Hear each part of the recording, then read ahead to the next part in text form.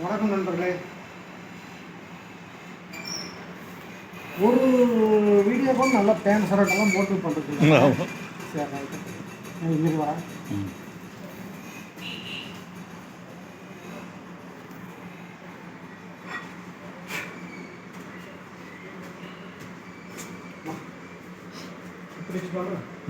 இங்கே கொஞ்சம்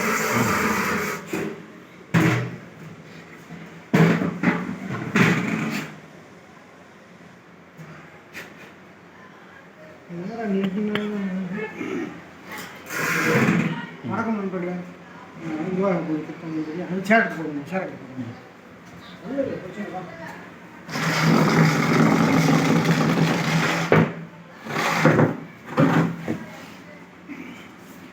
நண்பர்கள் அனைவருக்கும் வணக்கம். நண்பர்களே பார்த்தீங்கன்னா நம்ம இப்போ சாணம் பிடிச்சிட்டுக்கிறோம். அந்த பிளேட் வந்து கன பிளேட் வரும்போது அப்படி ஷார்ப்பாக வரும். கரெக்டாக ஷார்ப்பாக வரும். பிளேட்டு வெயிட் குறைய இங்கே வாங்க. இப்போ இந்த பிரச்சனையை தான் பெருசாக சொல்கிறாங்க. ஆனால் அதை கண்ட்ரோல் பண்ணுனா அதுக்கு போயிடும். இங்கே ஒரு பிரச்சனை வந்து அதை ஆரம்பத்தில் ஒரு வீடியோ இதே வீடியோ போட்டுருக்கோம். இருந்தாலும் அதே பிரச்சனை வரனால மறுபடியும் தெளிவாக சொல்கிறாங்க.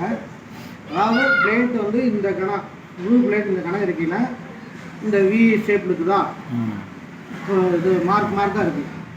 அந்த பிளேட்டு குறைஞ்சிட்டு வர அந்த வெற்றிடம் போயிடுதுன்னா அப்போ பிளேட் வந்து இங்கே வா.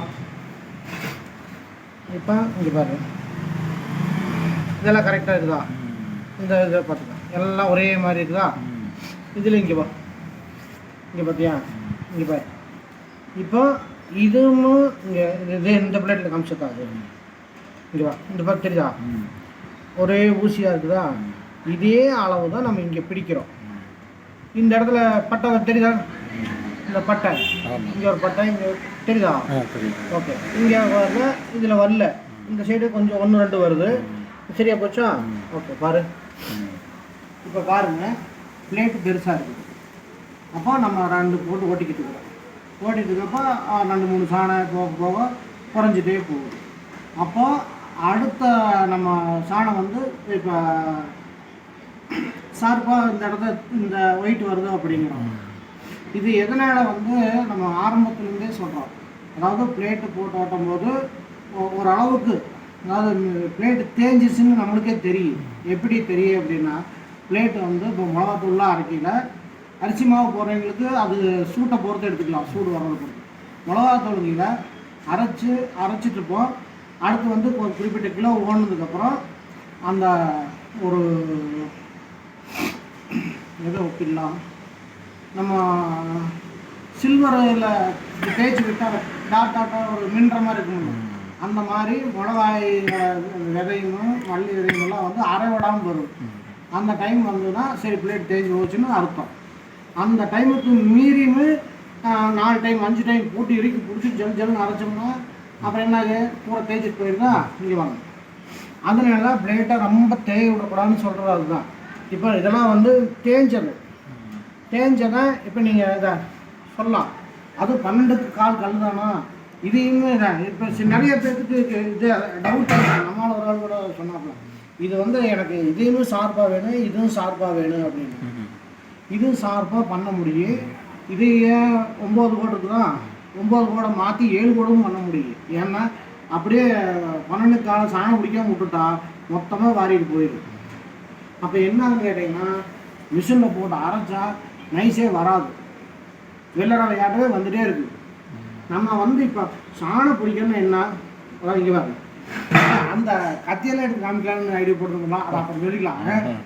அதாவது இது எதனால் வருது, இந்த 9 கோட்டில் ஒரு கோடு மட்டும் ஏன் திண்டு அடிக்குது அப்படின்னா, நம்ம குறிப்பிட்ட கிலோ ஓடி கழட்டாகுது. இப்போ வாங்க, அதை நான் சாணம் பிடிச்சே காட்டிடுறேன் எனக்குனால அப்படி வருது. முடியா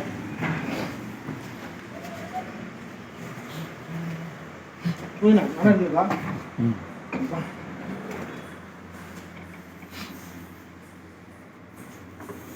இது கொஞ்சம் விளக்கமாக சொல்லிடலாம்.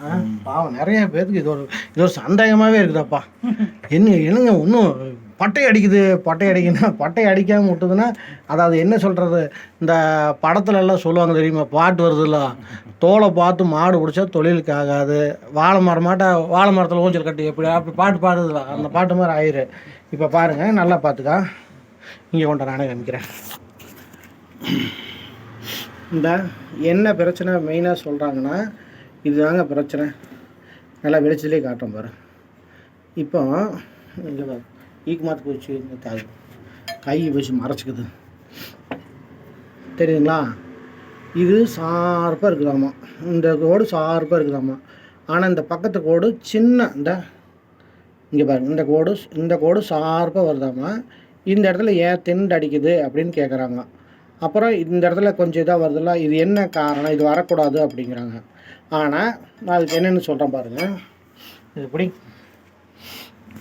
இப்போது அதை கொண்டு நானே சொல்லிக்கிறேன். இப்போது இங்கே பாருங்கள், பிளேட்டு வந்து இது வந்து ஒரு 6 கிலோ இருக்குது. பிளேட்டு இந்த கணத்தில் இருக்குங்களா, இந்த என் கை அளவுக்கு வரும். இப்போ என் கையளவு கணத்தில் இருக்குது புது பிளேட்டு. இப்போது இந்த அளவுக்கு நம்மளுக்கு தேய்ச்சி போச்சு. அப்போ இந்த அளவுக்கு இருக்கையில் அந்த ஊசியாட்ட வரும். இப்படி இந்த அளவுக்கு தேஞ்சிருச்சுன்னா இங்கே பாருங்கள், இதே ஏற்கனவே தேஞ்சிருச்சா. இதை நம்ம வந்து சாணம் வந்து இப்படி பிடிக்கும்போது இந்த கல்லை வந்து இப்படி இங்கே பண்ண நேரம் வர மாட்டேங்குது. கல்லை வந்து இப்படி நம்ம தீட்டாமல் இப்படி இந்த இடத்துல இப்படி பிடிச்சி விட்டோம்னா பட்டையாக ஒரே மாதிரி வந்துடும். ஆனால் ஏன் நம்ம பிடிக்க மாட்டேறா அப்படின்னா, அதை பிடிச்சாச்சுன்னா ரவையாக வரும். ரவைங்கிறத விட அதாவது திப்பியான்னு சொல்லுவோங்களா, அந்த மாதிரி வரும். நான் அது எப்படி இதுலேருந்து இது வரைக்கும் பிடிச்சிட்டு ஒரு 2 பிடிச்சிட்டு உங்களுக்கு எப்படி வருதுன்னு காமிக்கிறேன். நீங்கள் இதை அப்படியே பாருங்கள். இப்படி தாங்க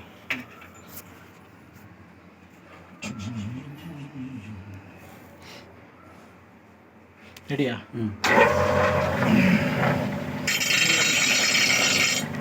என்னோட சாணத்துக்கு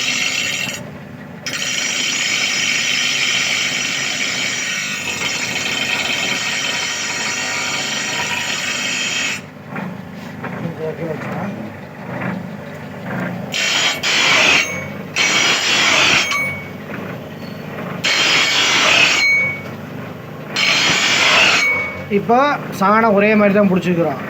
அந்த ஒவ்வொரு இடத்துல வந்து மாறிட்டு வரும்.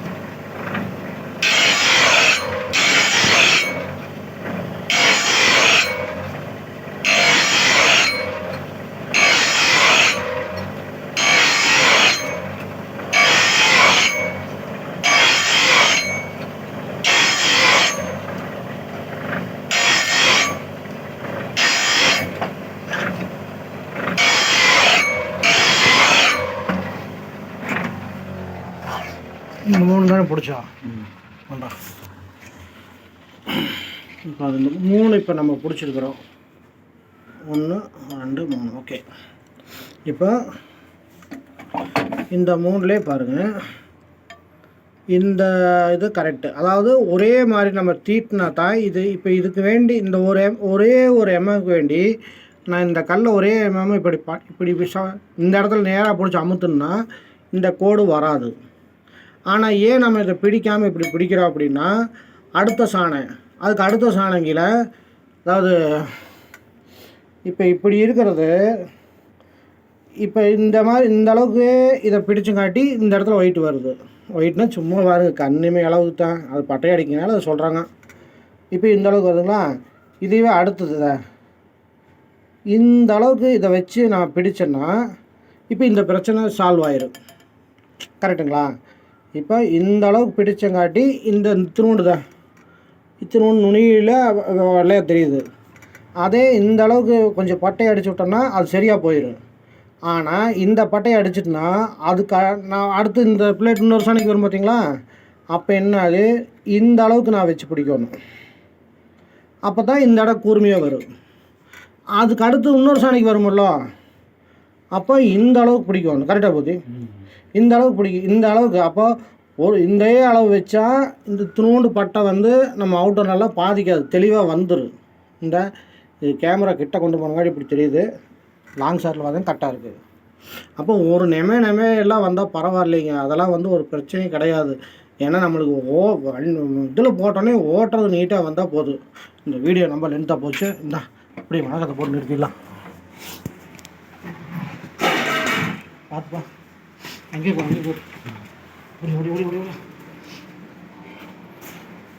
ஓகே நண்பர்களே, இப்போ என்ன கேட்டால் இந்த ஒரு சின்ன பிசுறு மேலே இந்த இப்படி சின்னது கணக்கில் வர்றதெல்லாம் அதை பெருசாக எடுத்துக்காதீங்க. என்ன கேட்டால் பிடிக்கிறது கரெக்டாக பிடிச்சிட்டா நம்ம போட்டு ஓட்டிகிட்டே இருக்கலாம். ஏன்னா வெளி பார்வைக்கு தகத்தகன்னு மின்னணுங்கிறாங்க. தகத்தகன்னு மின்னுச்சுன்னா அது வேலைக்கு ஆகாதுன்னு அர்த்தம். இது கான்செப்ட் இதுதான். அதாவது ஒரே மாதிரி எடுத்து பிடிச்சா தெளிவாக வந்துடும். அதை கொஞ்சம் அகலை பண்ணி விட்டோம்னா அப்புறம் அடுத்த சாதனைகளை மீண்டும் அகலப்படுத்திட்டு போகணும்.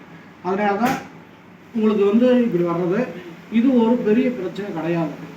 ஏன்னா நம்ம மக்களும் என்ன சொல்கிறது, இப்படி வெளிச்சத்தில் கொண்டு போய் வச்சு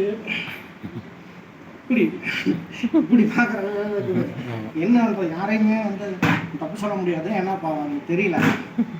ஓகே, வீடியோ கொஞ்சம் பெருசாக போயிடுச்சு. ஓகே நண்பர்களே, மீண்டும் மாமூல் சம்பந்தமான வீடியோ பார்க்க போகிறோம். நன்றி, வணக்கம்.